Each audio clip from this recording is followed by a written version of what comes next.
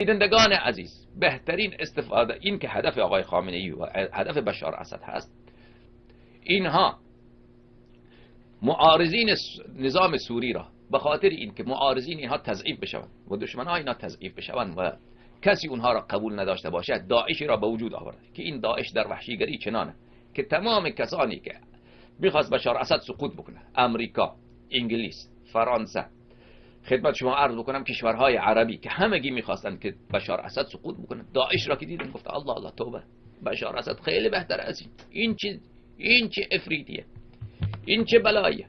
لذا بینندگان عزیز، الان شما میبینید که همگی جریان های سیاسی متوقف شدن از این که بشار اسد را بخوان ساقط بکنن، به خاطر داعش فراموش کردن داعش را. این از یک طرف استمرار بشار اسد و این که دولت هایی که میخواستن بشار اسد را سقوط بکنن دیگر از اون صرف نظر کردن که حالا خودشان اونم گیر کردن، امریکا و انگلیس، که چیکار بکنیم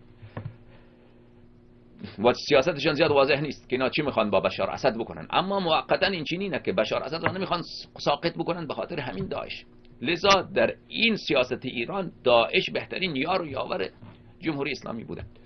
دوم بینندگان عزیز، دولت عراق و دولت کردستان عراق، اینها به خاطر خطر داعش خودش انداختن به بغل ایران، در آغوش ایران، و ایران نفوذ و سیطره خیلی بالایی پیدا کرد، نفوذش 10 برابر شد به خاطر داعش در عراق و در کردستان، حضور نظامی و حضور سیاسی خیلی بیشتر پیدا کرد و نفوذش خیلی از سابق بیشتر شد به خاطر داعش بینندگان عزیز، ایران بهترین استفاده را برده از داعش.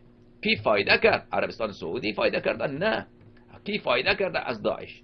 گرچه این گفته میشه که عربستان سعودی از داعش حمایت میکنه، شاید در سابق حمایت کرده نکرده من نمیدانم، اما کسی که واقعا استفاده کرده از داعش او جمهوری اسلامی ایرانه و نظام بشار اسد.